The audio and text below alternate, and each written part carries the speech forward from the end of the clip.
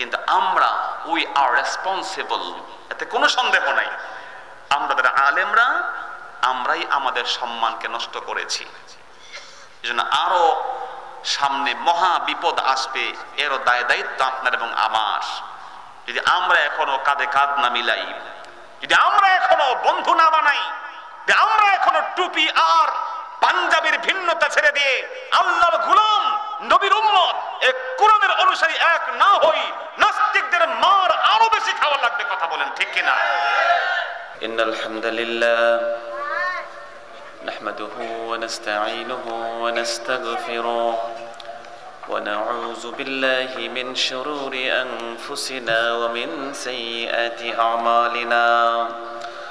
من يهده الله فلا مضل له ومن يضلله فلا هادي له ونشهد أن لا إله إلا الله وأن محمدا عبده ورسوله الذي أرسله بالحق بشيرا ونذيرا وداعيا إلى الله بإذنه وسراجا منيرا.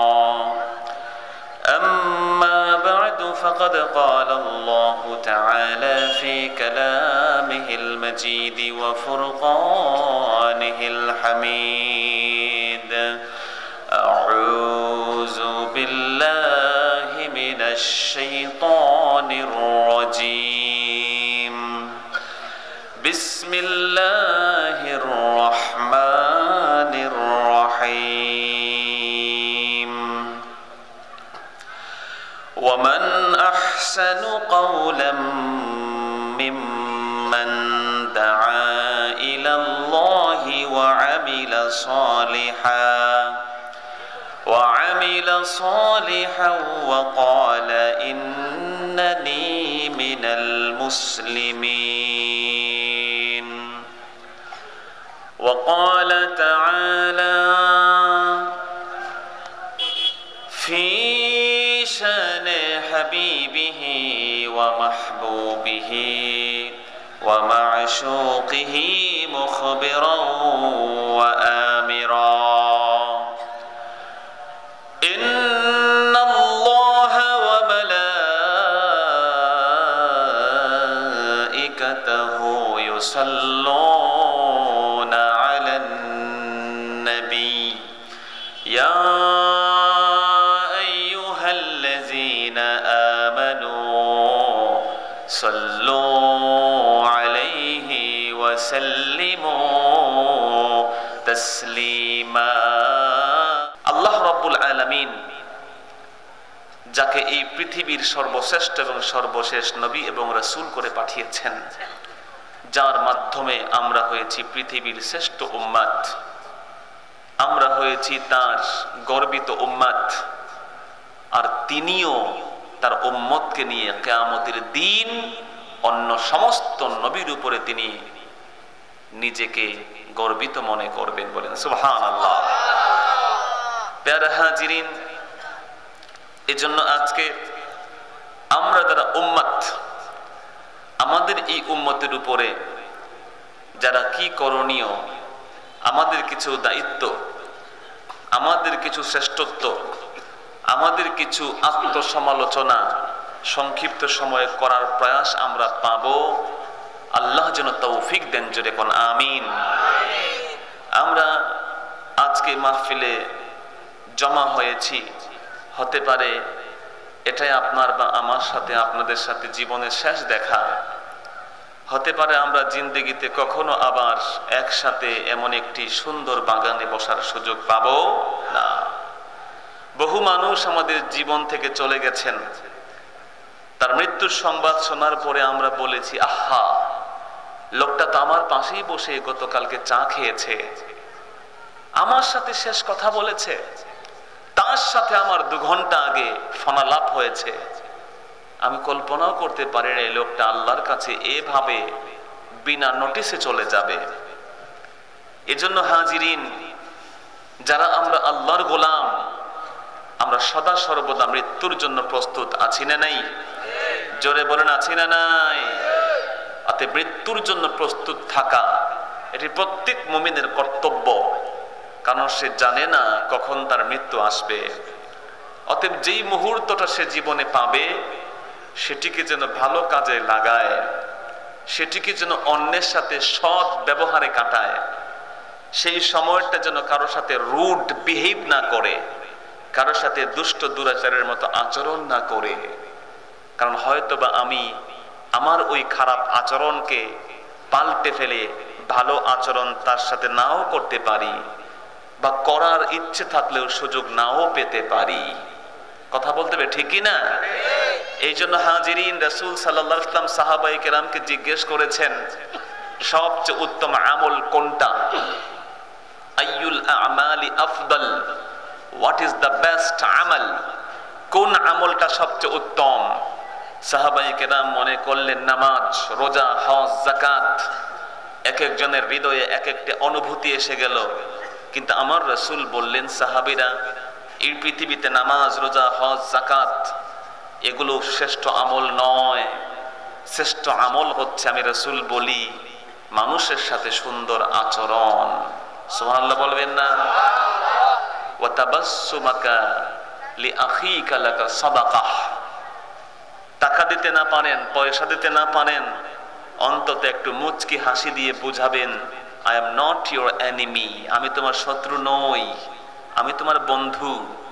এমন একটি বিশ্বস্তের হাসি দেওয়া কিয়ামতের দিন উহুদ পাহাড়ের চেয়েও বড় পাহাড় হয়ে আপনার পাল্লাকে ভারী করে আপনাকে জান্নাতে নিয়ে যাবে। সুবহানাল্লাহ।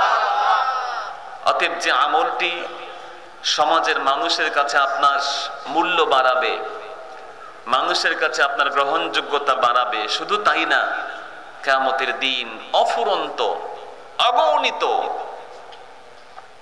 সওয়াবের কারণ হবে, তা হচ্ছে সুন্দর আচরণ। আর মানুষ মাঝে মাঝে ভুলে যায়। আল ইনসান মিনান নিসিয়ান। ইনসান শব্দটি আরবি, যার বাংলা অর্থ হলো মানুষ। কথা বলেন, যার বাংলা অর্থ কি? মানুষ। কিন্তু ইনসান শব্দ কি থেকে উৎকলিত হয়েছে? অধিকাংশ মুফাসসিরিনে কেরাম বলছেন, আল ইনসান মিনান নিসিয়ান। নিসিয়ান মানে ভুলে যাওয়া। মানুষ এজন্যই মানুষ, সে ভুলে যায়।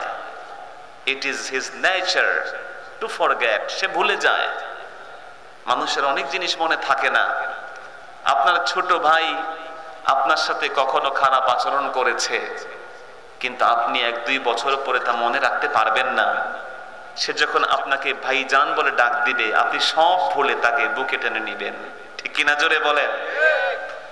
আপনার আমার আব্বা আম্মা যখন কবরে রেখেছিলাম, আমরা আমাদের বাবাদেরকে যখন কবরে রেখেছি, ঠিক সেই মুহূর্তে আমাদের দিলের অবস্থা যা ছিল আজকে তা নাই। আমাদের মনে হয়েছিল আমরা এই কবরে ঘুমিয়ে থাকি। যেই বাবা জীবন দিয়ে আমাদেরকে ভালোবেসেছে, নিজ হাতে নিষ্ঠুরের মতো ওই অন্ধকার প্রকোষ্ঠে চাপা দিয়ে বাবাকে রেখে আসা লাগছে। আমাদের সেই সময়ে দিলের যে হাল ছিল, এখন তো সপ্তাহ যায়, মাস যায়, বাবার চেহারাটাও মনে আসে না। ঠিক কিনা বলেন? এই জন্য ভাইয়েরা, মানুষ ভুলে যায়, এটাই তার স্বভাব। আমরা কে কি করব ভুলে যাব। মুমিন যারা স্বীকার করবে, কিয়ামতের দিন আল্লাহ বলছেন, আল ইয়াউমা নাখতিমু আলা আফওয়াহিহিম ওয়া তুকাল্লিমুনা আইদিহিম। আমি সিলড করে দেব মুখকে, জবান কথা বলতে পারবে না। কিয়ামতের দিন কথা বলবে হাত, কথা বলবে পা, কথা বলবে আমাদের চক্ষু, কথা বলবে আমাদের অঙ্গ প্রত্যঙ্গ। মুনাফিককে জিজ্ঞেস করা হবে, তুমি কি এগুলো করছো? সে বলবে, আল্লাহ আমার অঙ্গ প্রত্যঙ্গ মিস ইনফর্ম করেছে, ভুল তথ্য দিয়েছে, এগুলো একটা আমি করি নাই। আল্লাহ বলবেন, বান্দা তুমি এগুলো করো নাই, তোমার সব সাক্ষী আছে, তুমি ভুলে গেছো। কারণ মানুষ ভুলে যায়, আর ভুলে যাওয়ার মধ্যে কল্যাণও আছে, অকল্যাণও আছে। আছে না নাই? যদি কেউ ভুলে ভুলে রোজার মাসে রোজা রেখে খেয়ে ফেলে, রোজার কিচ্ছু হবে না। রাসূলুল্লাহ বলেছেন, যদি কেউ ভুল ক্রমে রোজা রেখে খেয়ে ফেলে পেট পূর্তি করে, এরপরে মনে পড়ে সর্বনাশ, আমি তো রোজা ছিলাম, খেয়ে ফেললাম। রাসূল বলেন সমস্যা নাই, তোমাকে খাইয়েছেন, পানি পান করিয়েছেন একজন, তিনি কে? তুমি ভুলে গেছো, এটা তোমার উপরে নিয়ামত। মানুষ ভুলে যায়, এটা নিয়ামত। কারণ সব সময় সবকিছু মনে রাখলে মানুষ জীবনে একটু সামনে পথ চলতে পারত। এজন্য আল্লাহ রাব্বুল আলামিন জানাবেন, বান্দা শোনো, তোমাদের বাবা আদম, সেও তার জীবন থেকে দীর্ঘ কমপক্ষে 60টা বছর তার সন্তানকে দিয়ে দিয়েছিল। যখন মালিকুল মাউত এসে বললেন, আদম আপনার বিদায়ের সময় হয়েছে, তিনি বললেন নট ইয়েট, এখনো আসে নাই। আমার তো এত লম্বা হায়াত, 60 বছর আগে আমাকে কবজা করবা, কারণ কি? তখন মালিকুল মাউত তখন বললেন, আদম হাল নাসিতা, আপনি ভুলে গেছেন যে 60 বছর দান করে দিয়েছেন? আল্লাহু আকবার বলেন। এজন্য আল্লাহ রাব্বুল আলামিন বলেছেন, আদম ভুল করেছিলেন, ভুলে গিয়েছিলেন, তোমরাও ভুলে যাবে। ভুল সব সময় খারাপ নয়, কিন্তু সেই ভুলগুলোকে স্মরণ করিয়ে দেওয়া সবচেয়ে উত্তম আমল। সুবহানাল্লাহ। সবচেয়ে উত্তম আমল হচ্ছে মানুষকে বারবার রিমাইন্ডার দেওয়া। আর মানুষের রিমাইন্ডার দেওয়ার একটা প্রধান এবং সুন্দর ক্ষেত্র হচ্ছে ওয়াজ মাহফিল। ঠিক কিনা জোরে বলেন? এজন্য আল্লাহ রাব্বুল আলামিন যারা স্মরণ করিয়ে দেয়, আল্লাহর দিকে মানুষকে যারা ডাকে, তাদেরকে আল্লাহ রাব্বুল আলামিন সবচেয়ে উত্তম বলেছেন। সূরাতুল ফুসসিলাতের মধ্যে আমি তেলাওয়াত করেছি, আল্লাহ রাব্বুল আলামিন জানিয়ে দিচ্ছেন, ওয়ামান আহসানু কাওলাম মিম্মান দাআ ইলাল্লাহি ওয়া আমিলা সালিহান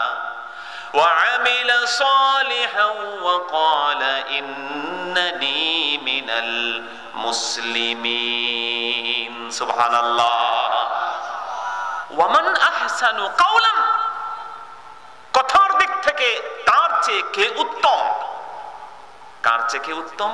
যে ব্যক্তি মান দাআ ইলাল্লাহ, যে মানুষকে ডাকে একজনের দিকে, তিনি কে? জোরে বলেন কে? মানুষকে পার্টির দিকে ডাকে না, মানুষকে তার দলের দিকে ডাকে না, কেবলই তার খানকার দিকে ডাকে না, কেবলই তার পূজনীয় ব্যক্তির দিকে ডাকে না। ওই ব্যক্তি কেবলই তার কোনো পলিটিক্যাল পার্টি শুধু না, ইসলামী দলের দিকে ডাকে না, ডাকে একজনের দিকে। জোরে বলেন তো তিনি কে?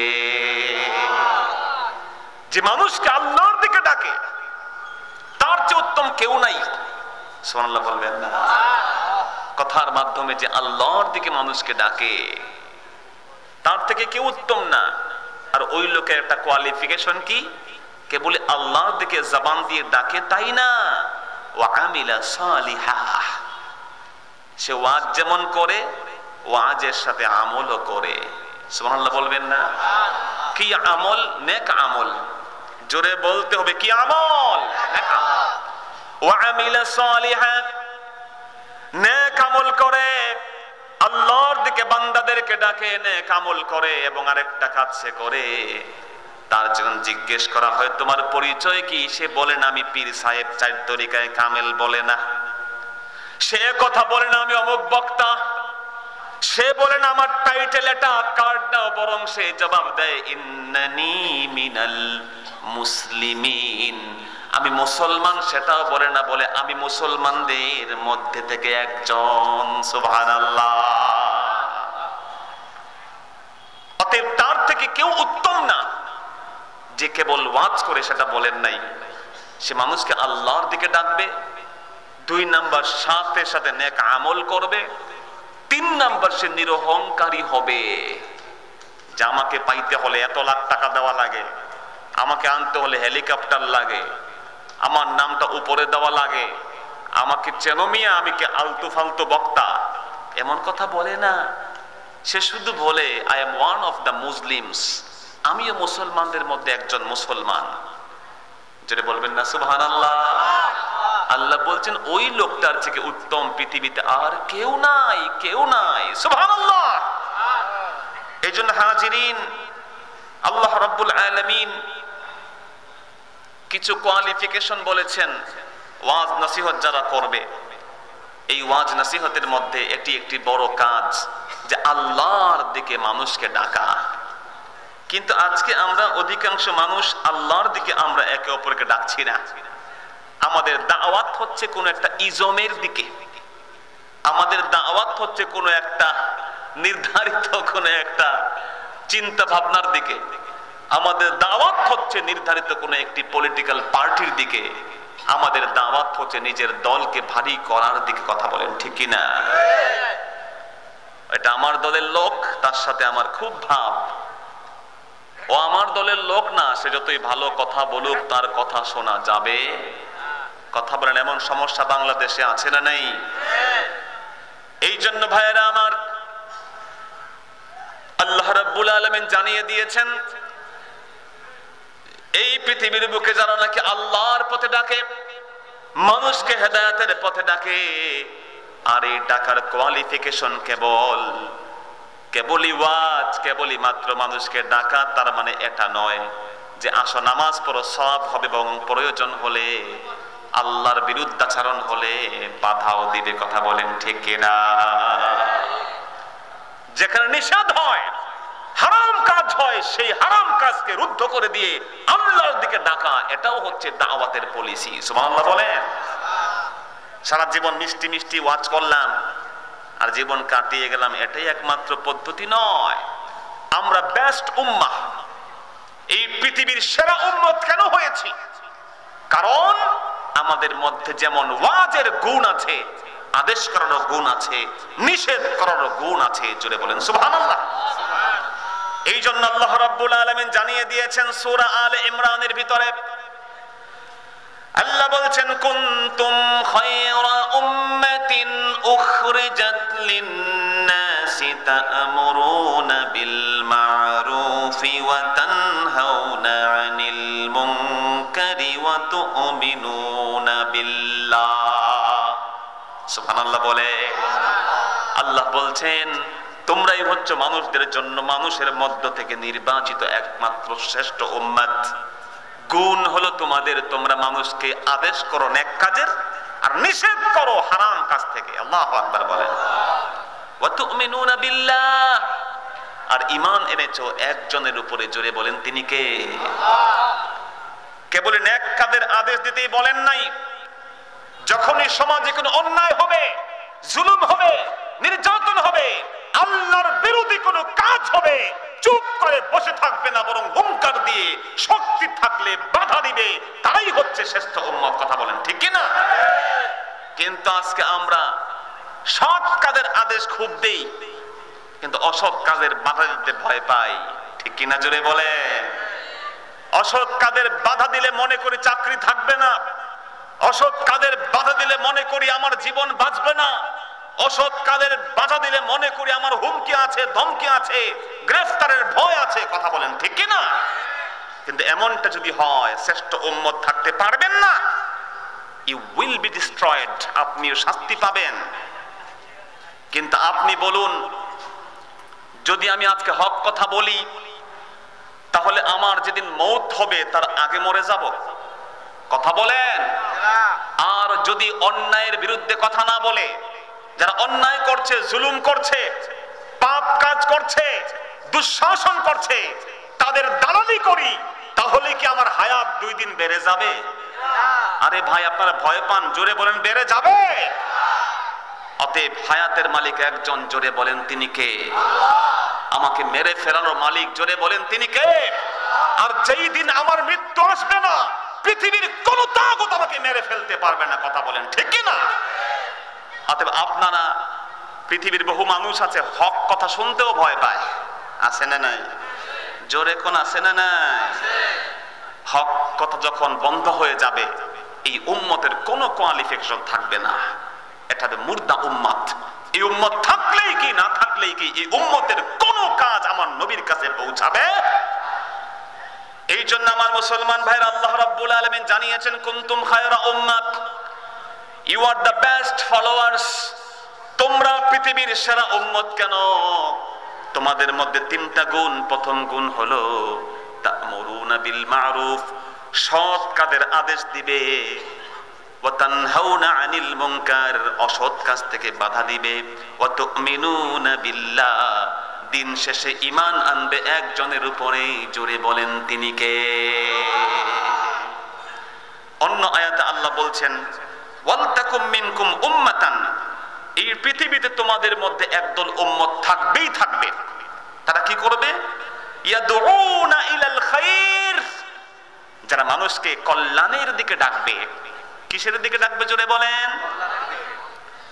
শুধুমাত্র কল্যাণের দিকে ডাকবে তাই না, ওয়ায়ামুরুনা বিল মারুফ ওয়া ইয়ানহাউনা আনিল মুনকার, অসৎ কাজ থেকে বাধা দিবে, সৎ কাজের আদেশ দিবে। আল্লাহ বলছেন ওয়া উলাইকা হুমুল মুফলিহুন,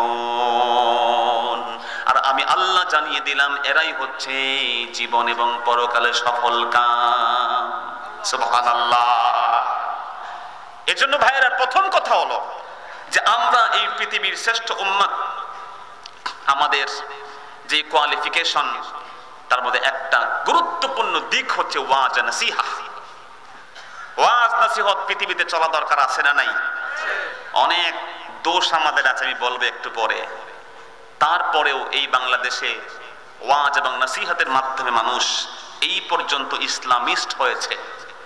ইসলামী আকীদা, তামাদ্দুন, তাহজিব, আল্লাহর প্রতি ভয়, নবীর প্রতি ভালোবাসা, মসজিদকে ভালোবাসা, আলেমকে, পীর ও মুর্শিদকে ভালোবাসা, এগুলো শিখেছে মানুষ বাংলাদেশের অধিকাংশ কামানের গুলি দিয়ে না, বন্দুকের গুলি দিয়ে না, তরবারির আঘাত দিয়ে না, বরং শিখেছে আউলিয়া কেরামদের ওয়াজ নসিহতের মাধ্যমে। ঠিক কি না বলেন? অতএব এটিকে অস্বীকার করার কোনো সুযোগ নেই। তাহলে আমরা মানুষকে আল্লাহর পথে ডাকবো। ডাকার, ওয়াজের গুরুত্বের প্রথম গুরুত্ব হচ্ছে this is the first quality of best উম্মাহ। প্রধান কোয়ালিটি হচ্ছে এই পৃথিবীর একজন শ্রেষ্ঠ উম্মতের গুণ হচ্ছে সে সৎ কাজের আদেশ দেবে, অসৎ কাজ থেকে মানুষকে নিষেধ করবে এবং মানুষকে ডাকবে কল্যাণের পথে। সুবহানাল্লাহ বলে। সে কোনো মানুষের অকল্যাণ চাইতে পারে না। যে মানুষের অকল্যাণ চায় সে মুসলমান হতে পারে। রাসূল বলছেন আল মুসলিমু মান সালিমাল মুসলিমুনা মিন লিসানিহি ওয়া ইয়াদিহি। একজন মুসলমান হচ্ছে পারফেক্ট মুসলমান সে যার জবান থেকে, হাত থেকে অন্য মুসলমান, কোন রিওয়ায়াতে আসছে অন্য সমস্ত মানুষ নিরাপদ। সুবহানাল্লাহ বলবেন না? অতএব কোন মানুষ মুসলমান হলে সে অন্যের ক্ষতি করার চিন্তা কল্পনাও করতে পারে। ভাইরা আমার, দ্বিতীয় কাজ ওয়াজ ও নসিহতের, দ্বিতীয় উপকারিতা কি? নাফউল মুমিন। ওয়াজ নসিহত করলে, বারবার স্মরণ করিয়ে দিলে মুমিনের হৃদয়টা উপকার বৃদ্ধি পায়। সুবহানাল্লাহ বলে। আমরা ভুলে যাই কিন্তু স্মরণ করিয়ে দিলে মনে এসে যায়। এজন্য আল্লাহ রাব্বুল আলামিন জানিয়ে দিয়েছেন ওয়াযাক্কির ফাইন্নায যিকরা তানফাউল মুমিনিন। ও বন্ধু মুহাম্মদ, বারবার মুমিনদেরকে স্মরণ করিয়ে দাও। বারবার স্মরণ করিয়ে দিলে মুমিনদের বড় উপকার হয়ে যাবে। এজন্য বারবার বলতে হয়। নামাজের ওয়াজ বারবার চলবে, হজের ওয়াজ বারবার চলবে, যাকাতের ওয়াজ বারবার চলবে। একই বিষয়ের ওয়াজ একজন আলেম যখন বারবার বলবেন, সব সময় চাইলেই তিনি যা চান তা বলতে পারবেন না। আবার এমনও কথা তিনি বলে ফেলবেন যে কথার প্রিপারেশন তিনি নিয়ে আসেন নাই। ঠিক কিনা বলে? আর যারা অডিয়েন্স, যারা শ্রোতা, তারাও সব সময় একই মন নিয়ে বসবে না। মৃত্যুর ওয়াজ বহু শুনেছে, কবরের ওয়াজ বহু শুনেছে, কিন্তু একদিন কবরের ওয়াজ এমন ভালো লেগে যাবে, কবরের ওয়াজ শুনে এমন ভয় চলে আসবে, কবরকে কল্পনা করতে লাগবে, পাপ কাজ সব ছেড়ে দিয়ে আল্লাহর ওয়ালিতে পরিণত হবে। সুবহানাল্লাহ বলে। সুন্নতে রাসূলের ওয়াজ সব সময় হয়তো শুনে, কিন্তু ওই মন মানসিকতা মেজাজ একরকম সবার থাকে না ভাই। একই ওয়াজ আপনি সব সময় একই অনুভূতি নিয়ে শুনতে পারেন না। মাঝে মাঝে আপনার দিল এমন হয়ে যায় যে কোনো একটা ওয়াজ আপনার ভালো লেগে যায়, দু চোখ দিয়ে ঝরঝর করে পানি পড়ে। আছে না নাই? এজন্য দ্বিতীয় উপকারিতা হলো যে ওয়াজ বারবার করলে মানুষকে বারবার রিমাইন্ডার দিলে তার মধ্যে এক প্রকারের কি চলে আসে, উপকারিতা চলে আসে। মাস্ক পরো বারবার আমরা বলেছি, বারবার টেলিভিশনে অ্যাড দিয়েছে, মসজিদগুলো থেকে বারবার বলা হয়েছে। বারবার বলার মাধ্যমে কি হয়, মানুষের মধ্যে এক প্রকারের সচেতনতা বৃদ্ধি পেয়ে যায়। সুবহানাল্লাহ বলে। বারবার পড়তে হয়, মুখস্থ হয় না একবার পড়লে। বারবার যখন আপনি জিকির করবেন, পড়তে থাকবেন, বারবার জিকির করলে, পড়তে থাকলে হৃদয়ের ভিতরে পড়াটা মুখস্থ হয় কি হয় না? শুধুমাত্র তাই না আমার বন্ধু, বারবার জিকির করবেন, আল্লাহ আল্লাহ জিকির করতে করতে একটা সময় আল্লাহ রাব্বুল আলামিনের নাম আপনার হৃদয়ে অঙ্কিত হয়ে যাবে। আপনি হাঁটবেন, চলবেন, ফিরবেন, ঘুরবেন, বাজার করবেন, কিন্তু সমস্ত অঙ্গ প্রত্যঙ্গ জিকির করবে একজনের। জোরে বলেন তিনি কে? সুলতানুল আজকার। এটা ব্লুটুথ দিয়ে আপনি আপনার মধ্যে আনতে পারবেন না। You have to practise. বারবার পড়তে পড়তে পড়তে পড়তে এক সময় দেখবেন আপনি শ্বাস নিচ্ছেন, লা ইলাহা, শ্বাস ছাড়ছেন ইল্লাল্লাহ, লা ইলাহা ইল্লাল্লাহ, অভ্যাস হয়ে যাবে। সুবহানাল্লাহ বলবেন না? আমার মুসলমান ভাইয়েরা, 3 নাম্বার কারণ হলো ওয়াজ নসিহত, আদেশ এবং নিষেধ। আল্লাহ রাব্বুল আলামিনের অর্ডার। রাব্বুল আলামিন এই পৃথিবীর একদল মানুষকে বারবার অন্য দল মানুষকে ওয়াজ করতে বলেছেন। সুবহানাল্লাহ বলে। আল্লাহ বলছেন, উদউ ইলা সাবিল রাব্বিকা বিল হিকমাতি ওয়াল মাউইজাতিল হাসানা ওয়াজাদিলহুম বিল্লাতী হিয়া আহসান। আল্লাহ বলছেন, মানুষকে তুমি উত্তম ভাবে, উত্তম নরম ভাষায়, দলিল আদিল্লা দিয়ে, হিকমতপূর্ণ সিস্টেম মানুষকে আল্লাহর পথে তুমি ডাকো। সুবহানাল্লাহ বলবেন না? আল্লাহ যে অর্ডার করেছেন, আল্লাহর অর্ডার হচ্ছে ওয়াজিব। উদউ, ডাকো, ইলা সাবিল রাব্বিক, তোমার প্রভুর রাস্তায় মানুষকে ডাকো। ডাকবে আলেমরা। ডাকবে কারা? জোরে বলেন। আলেমরা ডাকবে। এই দায়িত্ব তাদের। তারা লায়াবল, তারা হচ্ছে এর জন্য রেসপন্সিবল। তারা ডাকবেন আল্লাহর পথে আসো। এটা আল্লাহর পথ, এটা তাগুতের পথ, এটা রহমানের পথ, এটা শয়তানের পথ, এটা জান্নাতের পথ, এটা জাহান্নামের পথ। এই পথগুলো চিনিয়ে দিবে যারা, তারা হলো আলেম। তারা কারা? জোরে বলে।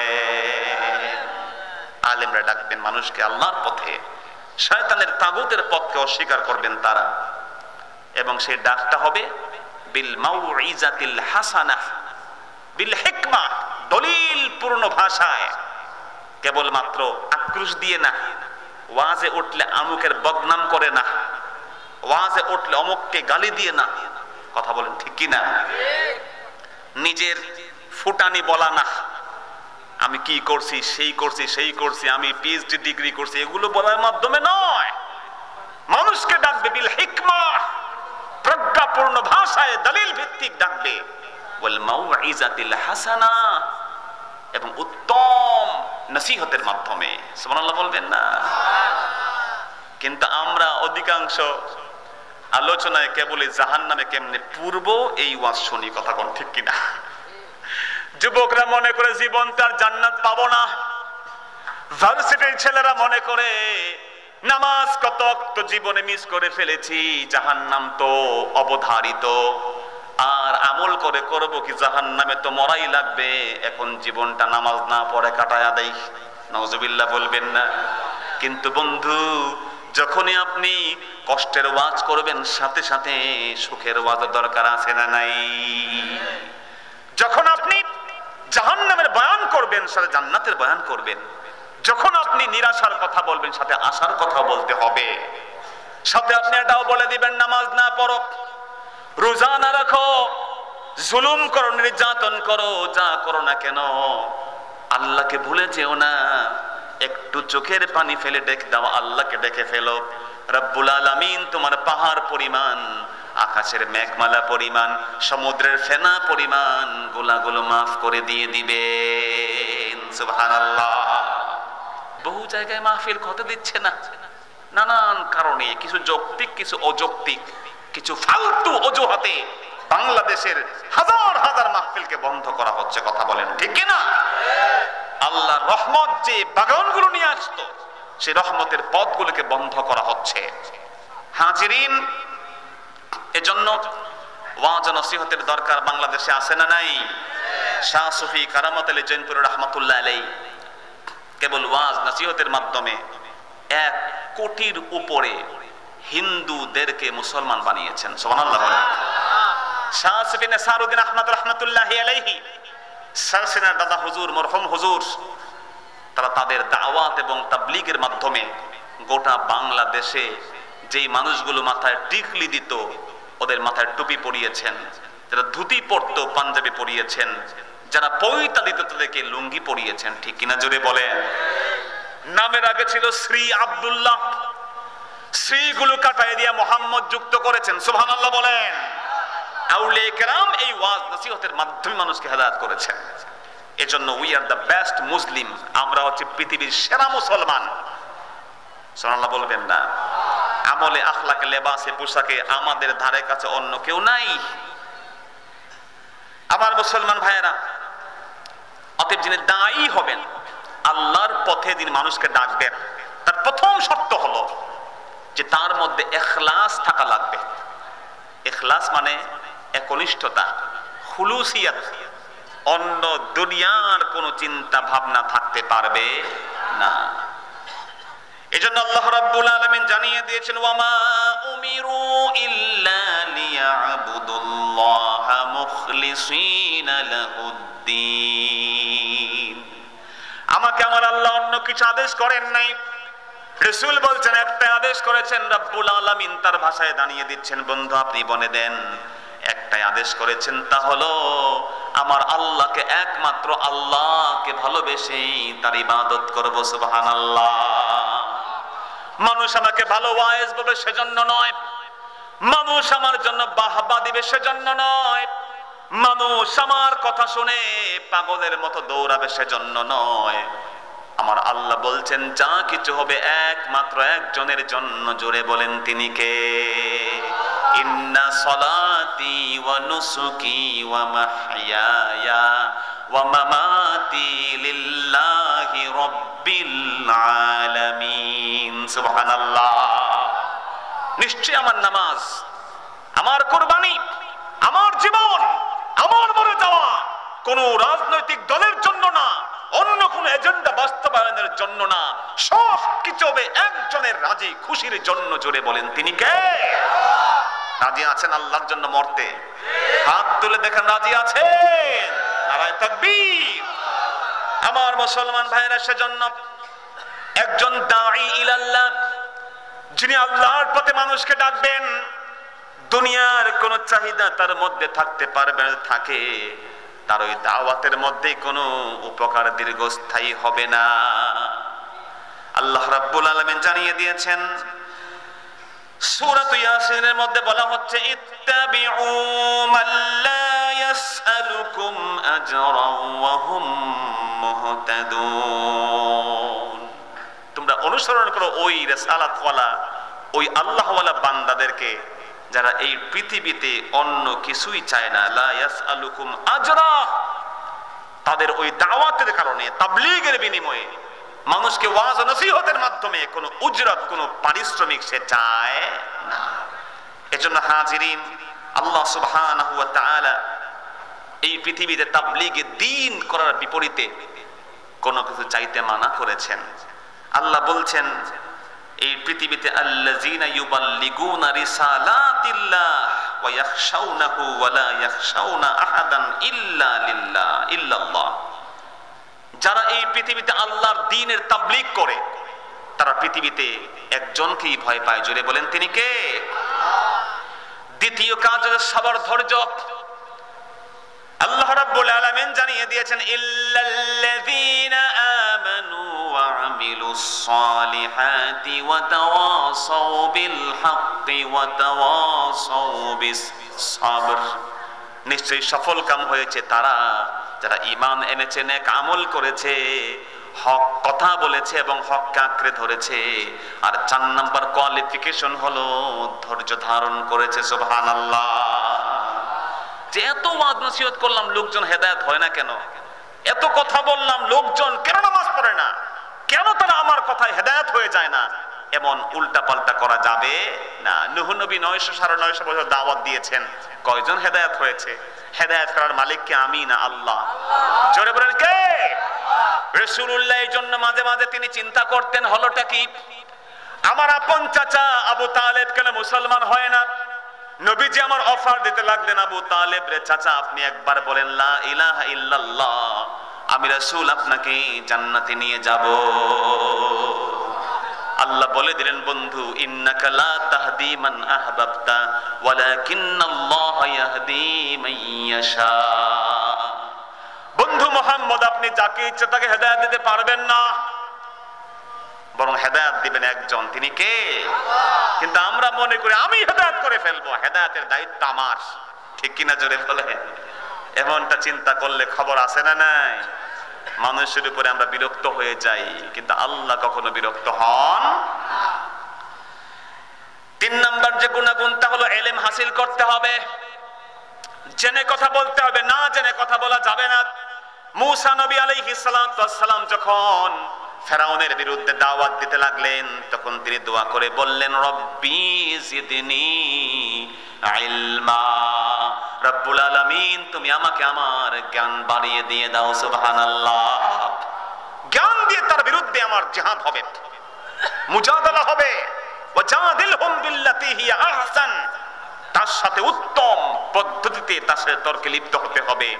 আর এই বিতর্কে বলেন যেখানেই যাই তার জন্য লাগবে লাঠি সুঠা না, লাগবে হচ্ছে ইলম। কি লাগবে জোরে বলেন? ইলম লাগবে। কিন্তু বাংলাদেশেও বহস মুবাহাসা আছে না নাই? কথা বলেন। নামাজের পর দোয়া নিয়ে বহস, মিলাদে কিয়াম নিয়ে বহস। একই মুসলমান, একই মায়ের পেটের ভাই, মিলাদে কিয়াম ওয়াজিব না, ফরজ না, কেউ মনে করেন সুন্নত না, মুস্তাহাব আমল নিয়ে মারামারি করে মাথা ফাটায় দেয়। আছে না নাই? যেরকম আছে না নাই? কপাল পুরা এই জাতি, কপাল পুরা এই জাতি। আমার মুসলমান ভাইয়েরা, সেজন্য বিনয়ের সাথে বলি, বাংলাদেশের বহস মুবাহাসা হলো হুমকি ধামকি, প্রশাসনের শক্তি দেওয়া, লাঠি সোটা নিয়ে মুরিদদেরকে নিয়ে হামলা মামলা করা। কথা কোন ঠিক কিনা? কিন্তু বহস মানে রিসার্চ, বহস মানে খোঁজা। আপনিও খুঁজবেন, আমিও খুঁজবো, দুজনের মধ্যে খুঁজে খুঁজে একটা হক মেনে নিব। কিন্তু আমরা তাল গাছ আগে বগলে নিয়ে তারপরে বহসে নামি। কথা কোন ঠিক কিনা? এটা বহস নয়, এটা পাগলামি, এটা ইসলামকে অপমানিত করা। জোরে বলতে হবে ঠিক কিনা? এই জন্য ওমর ইবনে খাত্তাব বলেছেন, তাফাক্কাহু ক্বাবলা আন তুসাওয়াদু, খবরদার, নেতৃত্ব পাওয়ার আগে শিখে নাও। নেতা হওয়ার আগে তুমি আগে যখন দায়িত্ব পাবা, দায়িত্ব পাওয়ার আগে ইলম হাসিল করে নাও। সুবহানাল্লাহ। কিন্তু এখন কামেল পাস করার আগেই বক্তা আছে না নাই? কথা বলেন। শিশু বক্তা আছে না নাই? জোরে বলেন। স্বশিক্ষিত বক্তা আছে না নাই? ঘরে বসে এবিসিডি পড়েও বক্তা। কথা কন। আলিফ বা তা সা ঘরে পড়ে বক্তা আছে না নাই? তুমি আমার থেকে বড় আলেম হয়ে গেছো। আচ্ছা ভাই, আপনি বলেন তো, যদি ছোট্ট একটা শিশু বলে একজন ওয়াকিলকে, ব্যারিস্টারকে বা একজন জজ সাহেবকে, জজ আঙ্কেল, আপনি কি বড় আমার থেকে বিজ্ঞ হয়ে গেছেন, আমিও তো ঘরে বসে এবিসিডি ইএফজি সব শিখে ফেলছি, আপনি আমার থেকে বড় ব্যারিস্টার হবেন কেমনে? জজ সাহেব তো লাথি মেরে ফেলে দিবে। কথা কোন ঠিক কিনা? আর ভালো মানুষ হলে বুঝাইবে, তুমি বুঝো নাই, তুমি বোকা। কথা বলেন ঠিক কিনা? যদি কেউ বলে আমি মেডিকেল সায়েন্সে কখনো পড়ি নাই, কোনো মেডিকেল কলেজে পড়ি নাই, কিন্তু বই পড়ে শিখে গেছি how to make operation, how to operate, কেমনে অপারেশন করতে হয় শিখে গেছি। চাচা, আপনি বেশি লেখাপড়া জানেন না, ওরা কি আমার থেকে বড় ডাক্তার? আমিও তো বই পড়ে ফেলেছি, আপনার আঙ্গুলের একটা টিউমার ফেলে দেই কেটে। একজন বৃদ্ধ মানুষও কি দিবে? কথা বলেন। তিনি কি বলবে ঠিক আছে মরই তো যাবো কয়দিন পরে? সে লোক তো ঘরে বসে নিজে নিজে শিখছে, তার অপারেশন দিবে না। বলবে বাবা তোমার সার্টিফিকেট আছে ঠিকঠাক। যদি আপনার এই মাদ্রাসার বিল্ডিং এর টেন্ডার পাস হয়, একজন এসে বলে হুজুর বহুত তো বিল্ডিং করছেন ইঞ্জিনিয়ার রে দিয়া, আমি কিন্তু বই পড়ে শিখে গেছি হাউ টু কনস্ট্রাক্ট, কেমনে কনস্ট্রাকশন করতে হয়, দেন আপনার বিল্ডিং আমি বানিয়ে দেই, 5 তলা তো ব্যাপার না, 50 তলা কেমনে বানাইতে হয় এই যে বই পড়ে শিখে গেছি ঘরে বসে, দিবেন আপনি? আপনি দিলে তো মাহফিল কমিটি, মাদ্রাসা কমিটি আপনার বিরুদ্ধে মামলা করবে, কথা কোন ঠিক কি না? তো ঠিক যেমন বই পড়ে কেবল ডাক্তার হওয়া যায় না, বই পড়ে ইঞ্জিনিয়ার হওয়া যায় না, উকিল মুখতার ব্যারিস্টার হওয়া যায় না, ইন্টার্নশিপ লাগে, অনেক কিছু লাগে, উস্তাদ লাগে, কথা কোন ঠিক কি না? শুধুমাত্র বই পড়ে আপনি আলিফ বা তাসা পড়ে আলেম হতে পারবেন না। আপনি আলিফ শিখেছেন কিন্তু আলিফ আর আইন দুটার উচ্চারণ যে এক না, আপনি জানেন না এখনো। আপনি এখনো জানেন না যে হামজা আর আলী আইনের মধ্যে পার্থক্য আছে, জানেন না হা আর হা পার্থক্য আছে, আপনি জানেন না সিন এবং সাদের মধ্যে পার্থক্য আছে, আপনি জানেন না তা এবং তার উচ্চারণের মধ্যে পার্থক্য আছে। খোদার কসম, বড়াই করবেন না। এই বড়াই করলে বাপের জানাজা নিজে পড়লে বাপের জানাজা তো হবে না, বরং কবরে আযাব হবে, ঠিক কিনা? পাগলামি করবেন না ভাই। এজন্য ইলম হাসিল করে কথা বলেন। পাগলামির বহু সুযোগ আছে, সেগুলো দেখে আপনি কথা বলবেন।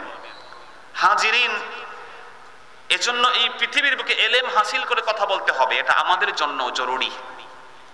এজন্য মালিক ইবনে দিনার রাহিমাহুল্লাহ, তাকে বলা হলো যে আপনি বলুন তো, আমি হাসান বাসরিকে জিজ্ঞেস করলাম, মালিক ইবনে দিনার রাহমাতুল্লাহ বলছেন, আমি হাসান বাসরিকে জিজ্ঞেস করলাম, মা উকুবাতুল আলেম, একজন আলেমের শাস্তি কি বলেন তো? তখন মালিক ইবনে দিনার প্রশ্ন করার পরে হাসান বাসরি বললেন যে একজন আলেমের শাস্তি হলো যে মাউতুল কলব, তার কলবটা মরে যাওয়া। নাউজুবিল্লাহ বলেন। অনেক আলেম, আমাদের অনেক সমস্যা আছে। আজকের যে এই মুসলিম নামধারী কিছু উগ্র সন্ত্রাসীরা উল্টাপাল্টা কথা বলছে মুসলমানদের বিরুদ্ধে, দেশ ছেড়ে চলে যাওয়ার হুমকি দিচ্ছে, কথা বলেন ঠিক কিনা? কথা বলছে হাত ভেঙে দেওয়ার, কথা বলেন ঠিক কিনা? এগুলোর পিছনে আলেমদেরও সমস্যা আছে, আছে না নাই?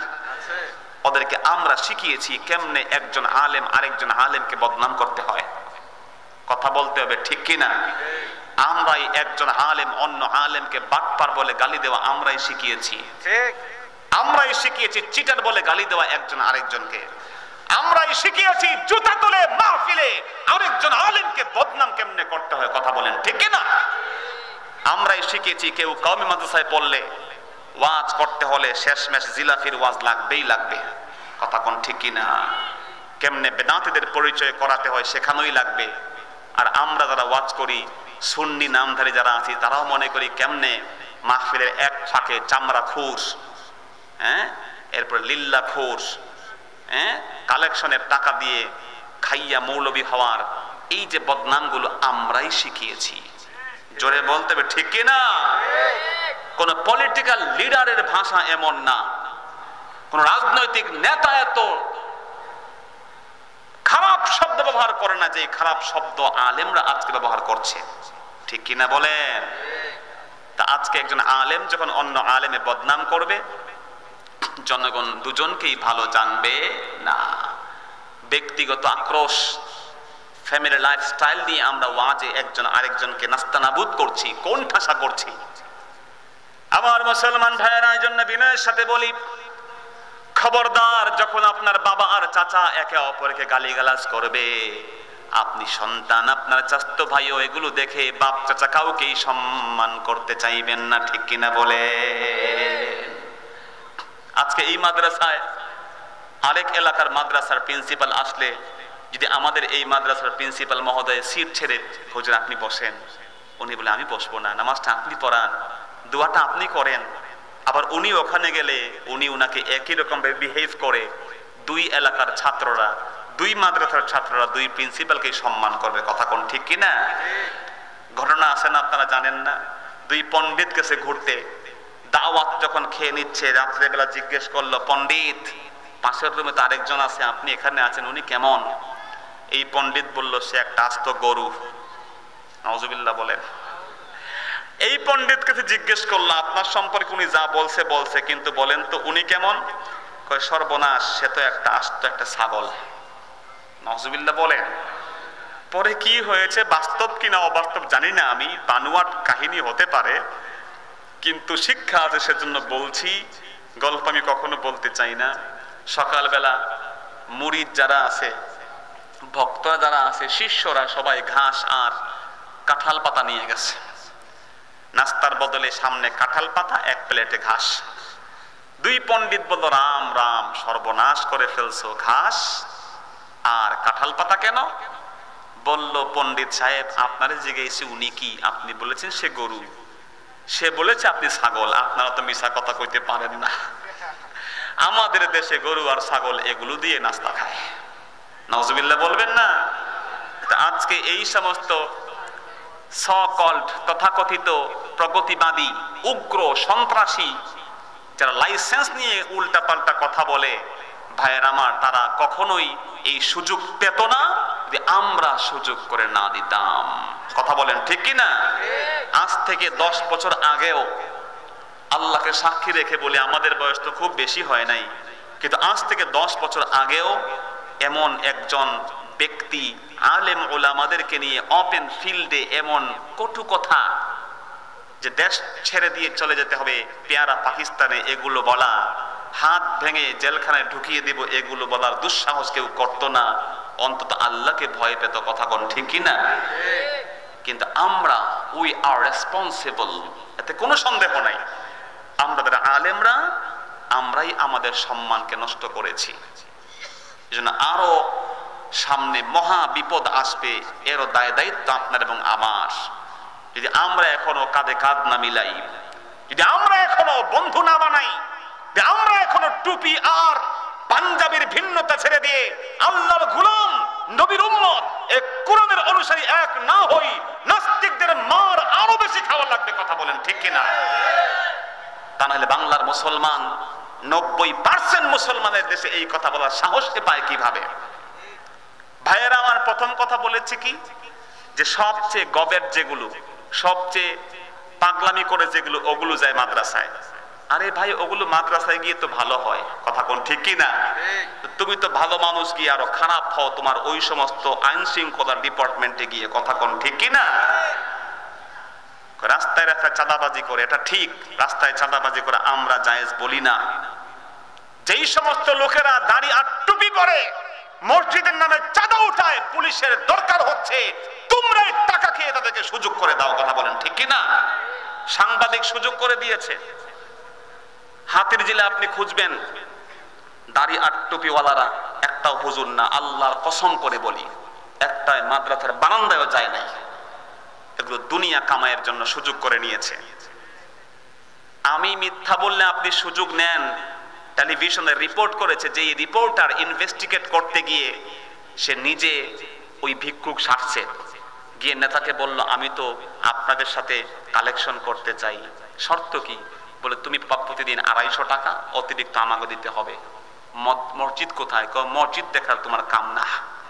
নাউজুবিল্লাহ বলবেন না? ধর্ম নিয়ে ব্যবসাও হচ্ছে বাংলাদেশে, করছে এই সমস্ত আলেম ওলামার লেবাস নিয়ে মিথ্যুক বেঈমানরা। কথা বলেন ঠিক কিনা? পুলিশের ড্রেস পরে বাটপারি করে না একদল? কথা বলেন। ভুয়া ডিবি পরিচয় দিয়ে মানুষের সাথে বেঈমানি করে আরেক দল আছে না নাই? এজন্য কি পুলিশ বাহিনীকে দোষলে অন্যায় হবে কিনা? জোরে বলেন। ভাইয়ের আমার, বিনয়ের সাথে বলি, এই সমস্ত লোকেরা যখন টেলিভিশনে এসে গেল, রোজার মাস দেখাচ্ছে, রিপোর্টার রোজা চলে আসছে, যেই ছেলে ডিসগাইজড হয়ে ছদ্মবেশে ভিক্ষুক সাজছে কালেকশনের জন্য, সে বলল, ভাই রোজা দেখে তো রাখতে কষ্ট হয়। ওই মাওলানা, দাড়িওয়ালা, তসবিওয়ালা গিয়েই বলে, মাম বানালিল্লাহি মসজিদা, যে আল্লাহর জন্য মসজিদ বানাইবে তার জন্য আল্লাহ জান্নাতে ঘর বানাইবে। এই বাটপার কয় রোজা রাখতে কইছে কে তোরে?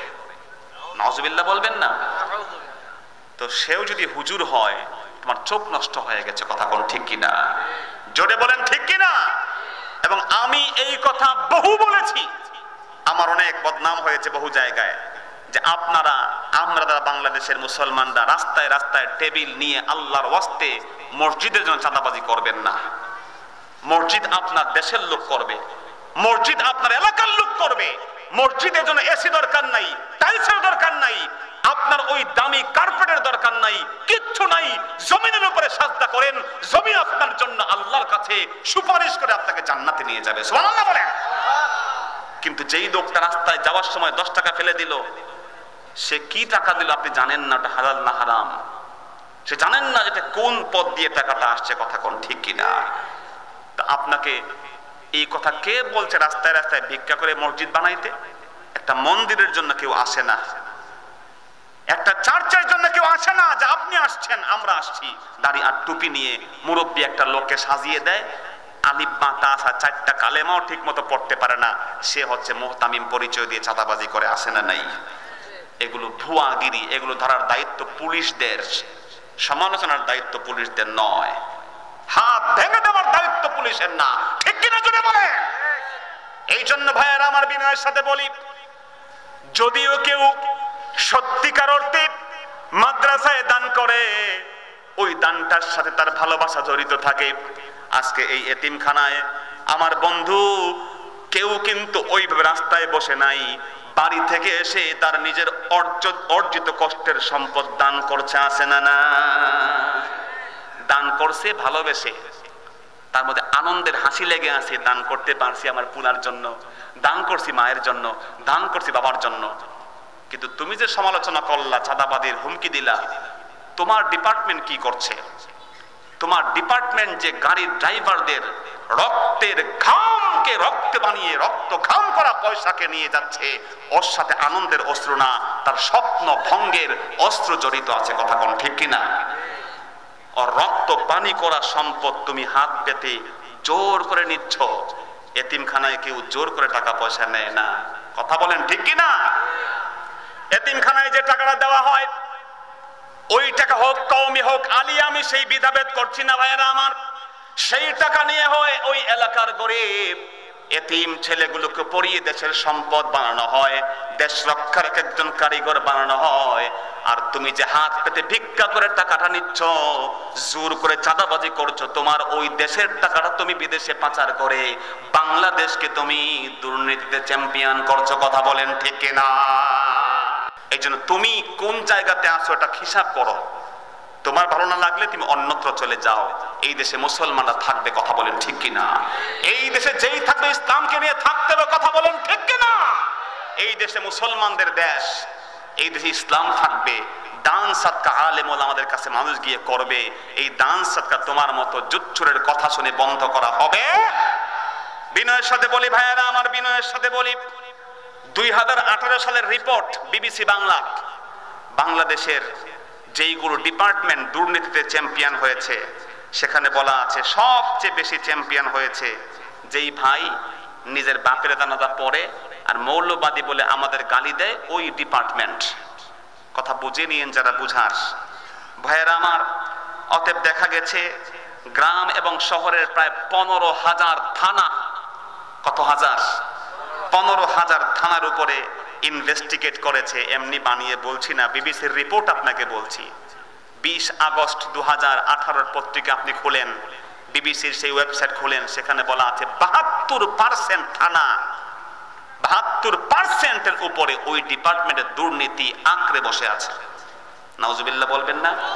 তো যারা টোটালি কারাপ্টেড, টোটালি অসৎ, টোটালি যাদের মধ্যে এই সমস্ত অসভ্যতা আছে, তারা মাওলানা সাহেবদেরকে জ্ঞান শিখাতে চায়, এগুলো পাগলামি ছাড়া কিছু হতে পারে না। এজন্য আবারও বলছি যে আমাদেরও দোষ আছে, কোনো সন্দেহ নাই, এই পথটা আমরা উন্মুক্ত করেছি, কিন্তু আমাদের দোষগুলো ত্রুটিগুলো সংশোধন আমরাই যেন করতে পারি, জোরে বলেন আমিন।